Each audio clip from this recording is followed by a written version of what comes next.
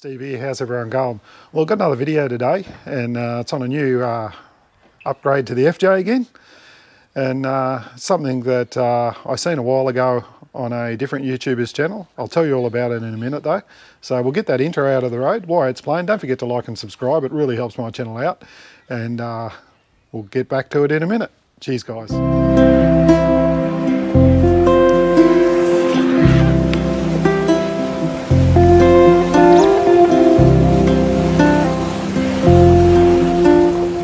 Hey guys, well welcome back. Well, like I was saying there before the intro, I got another video today and it's on an upgrade to the FJ. I got the camera mounted up on the bonnet of the car. I'm in my father's garage down in deep in blues territory down in New South Wales. I'm actually at Tyre, so I thought I'll wear the appropriate clothing while I'm down here now that I'm in my home state.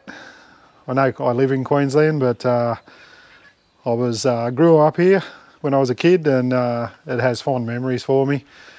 So really good to get down and see a few familiar faces and a few friends and people that I haven't seen for years. But while we've been away travelling around on this little holiday we've been on, I had a bit of trouble with one of the tyres on my car. It deflated a bit, and I don't know why it hasn't gone down again. I really don't know. It got down to 20 psi, and I was towing the old dot behind here, and we pulled up somewhere, and I sort of just looked at the tyre and went, bloody hell, that doesn't look right. So I got my ARB bloody tyre inflator out and stuck on it, and yeah, it was just above 20 psi, and I had no idea why it went down. It's really got me. We'd been on the road for a couple of weeks, and I decided then, I had some old tyre pressure monitors that I bought at Aldi's, believe it or not. They were a 4x4 brand, and they're only like 99 bucks, and I bought those ages ago. And I stopped using them only because they used to go off occasionally and give me a false reading, and I thought, oh bugger it, I'll pull them out, give them another go, and put them all on the tyres. And they got a little, I'll just go grab it, give me 2 seconds. That didn't take long with the help of editing, did it? So they come with this here, and this is all you have to read what the tyres, like you plug that into a cigarette lighter socket and it Bluetooths to the sensor units on the tyres. It's only got a little tiny screen on there, and very difficult to actually operate and work it all out and all that sort of thing, and put it on, and it was right. It worked okay for a few days, and then we got in it one morning, started the car up, it turned on.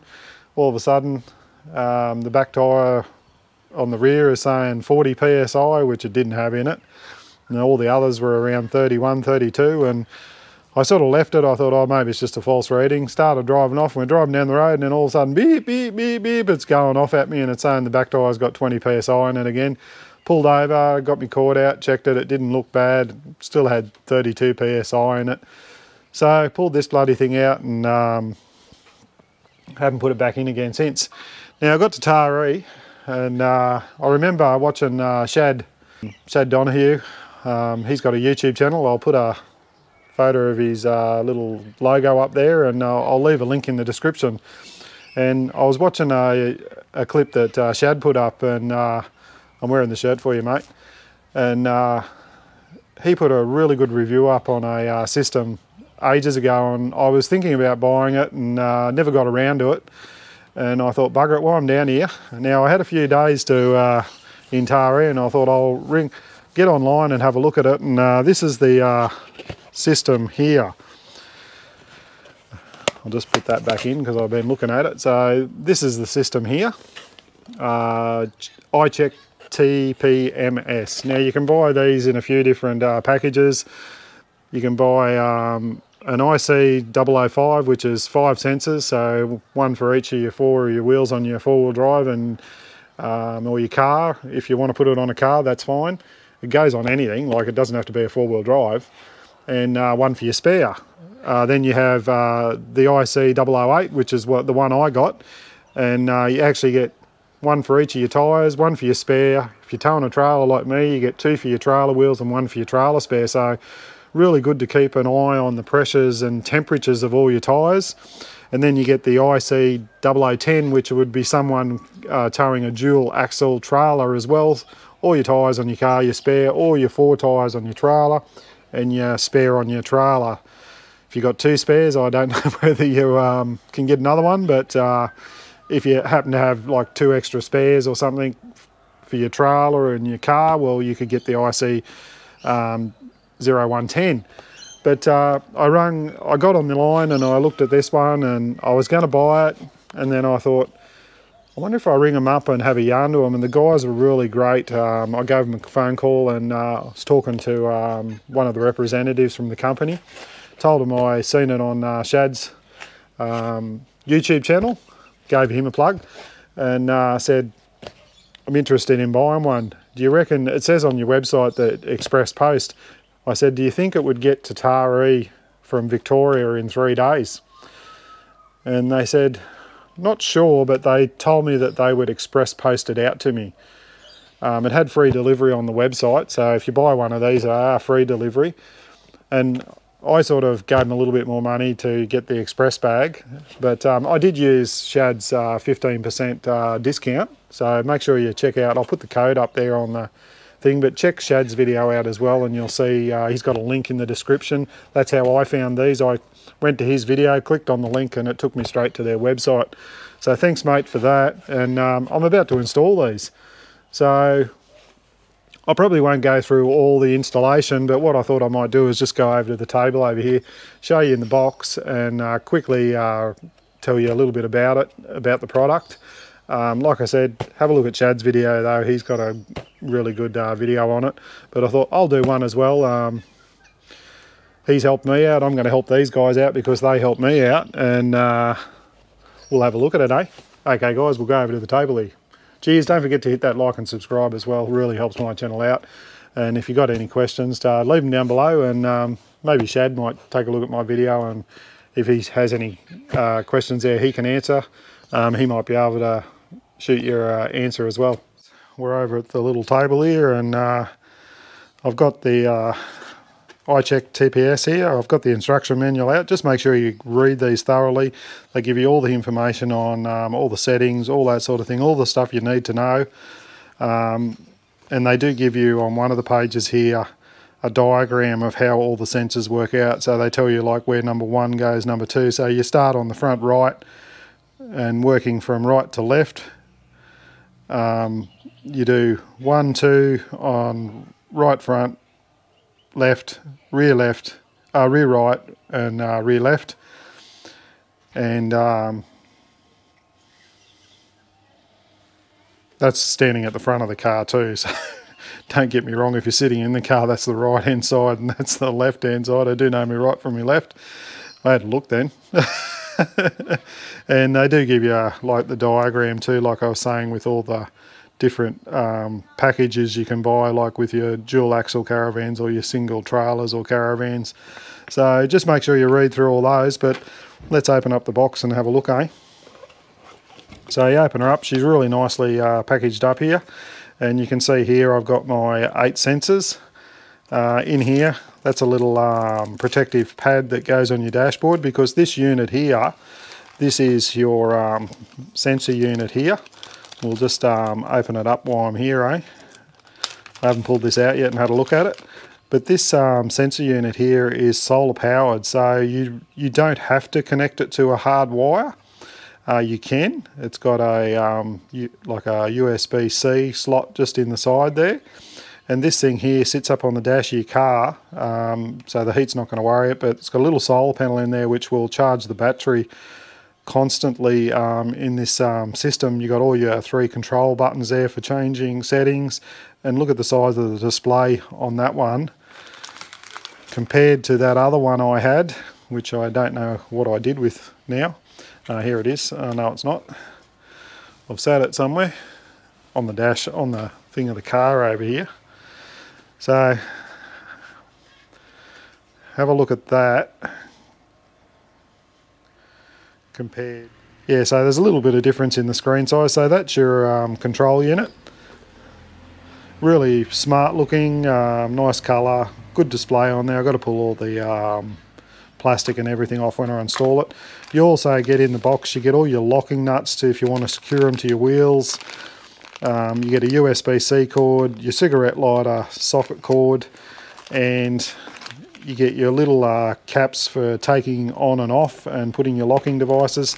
And there is also a little rubber dust cover if you want to put it over the top of your locking screws and things like that. So I'm going to get in and install it now. I won't show you all that. I might just show you a quick little look at the display and all that sort of thing, show you where the wheel sensors, what they're saying and all that sort of thing. One other thing though, I did also order this, so that's a icheck TPS Pro sensor. So this is a inflation thing. Now what I really loved about this is that it's nice and compact, and I got my ARB one, which is great, but it's fairly bulky. But look at the size of this one here. So that's it there.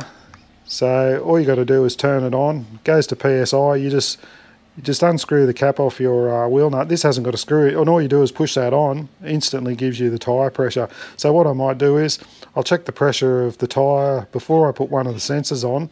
Then we'll have a look at the display on the screen, see whether it matches it, eh? So I'm going to get in now, get all these on, and then we'll show you the final setup with the unit sitting on the dash of the car, and we'll finish up. Okay guys, I've got them all set up. I've actually got them on the trailer, got them on the car, and got the unit on the dashboard. I forgot to mention too, this unit here is a little bit different to the one Shad got. This is the newer model. On the model the guy was telling me that Shad got, when you turn the car off, the unit shuts down, I'm pretty sure. But with this one here, it sends information every 5 minutes when the car's not moving to the unit. And the reason it does that is when you start the car up and start moving, it starts sending information and telling you.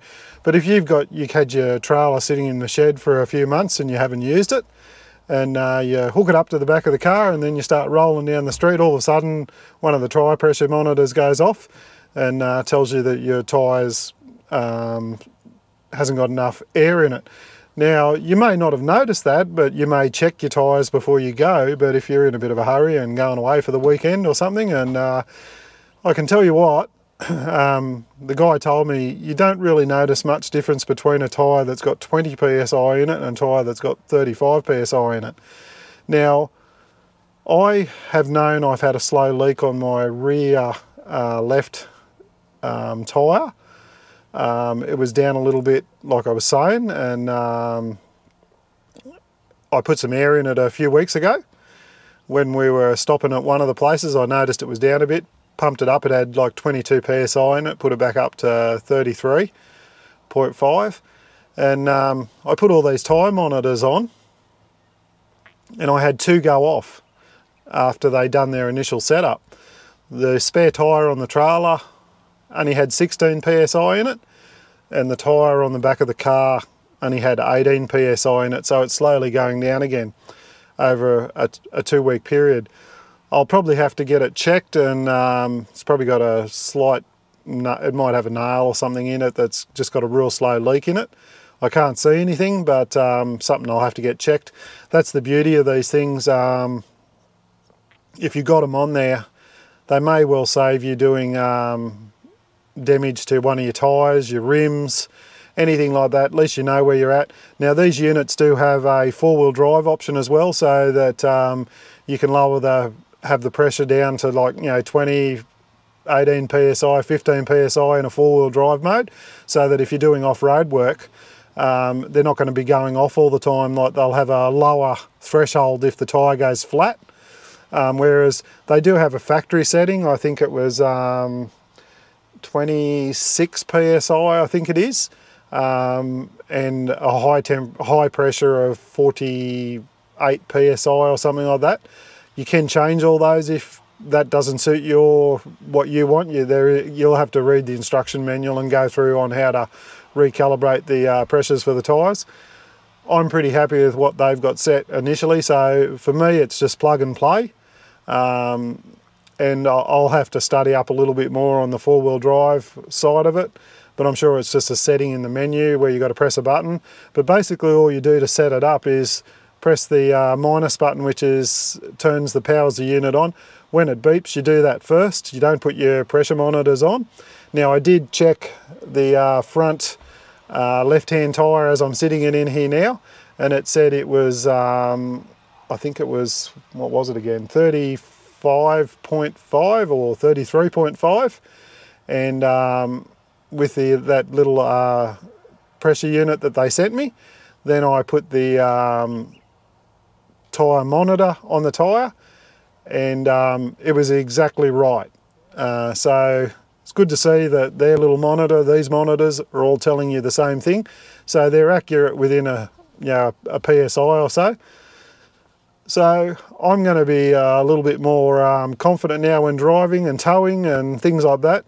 Thanks to Shad, I'll show you for giving me the discount code and check out his video.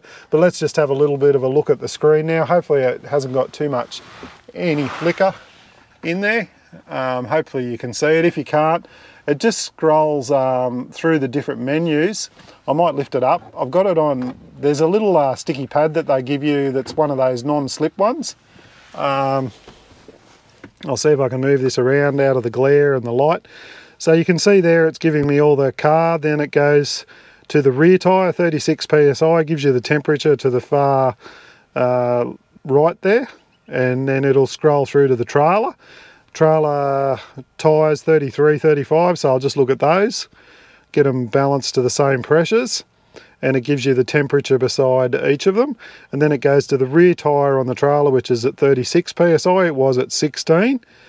So really good to be able to know that you can check all your tyres while on the road. So then it goes back to the car. So 35 psi, 28 degrees, 33, 30. So that rear tyre is going down. So I'm going to have to take that somewhere and get it looked at. It's lost 2 psi since I've been sitting in here talking to you. So I'll head down to a tyre place now, because that tyre is going down quicker than what it was initially. So obviously the leak's getting worse. So how good's that? You've actually seen a demonstration about that, how you can check your tyres to work. Because when I first put that monitor on, that tyre was at 33 psi. It's now at 30, so it's lost a couple of psi within a matter of 10 minutes or 15 minutes that I've been fiddling around with the car. So cheers. Thanks for watching. If you've got any questions, queries or comments, leave them down below. I'll leave a link to Shad's video. I'll also leave a link to this unit where you can buy it. It's great value, and with the 15% you get off if you use Shad's discount code, I'll put it up there again, you'll save yourself a few dollars. Cheers guys, stay safe, look after each other, happy camping, and I'll see you on the next one. And don't forget, make your own path. Cheers guys. Hi everyone, well this is just a bit of a follow-up. I didn't actually record any of this when I was down there. I was talking about my tyre going down there just a few seconds ago, and I took it down to the local tyre place and got them to have a look at it. And funnily enough, it had a big 2.5 inch nail in the tyre. Now the top of it wasn't marked or anything, so it was caught down in between the tread, so it was virtually plugging the hole in the tyre, but obviously it was slowly leaking out.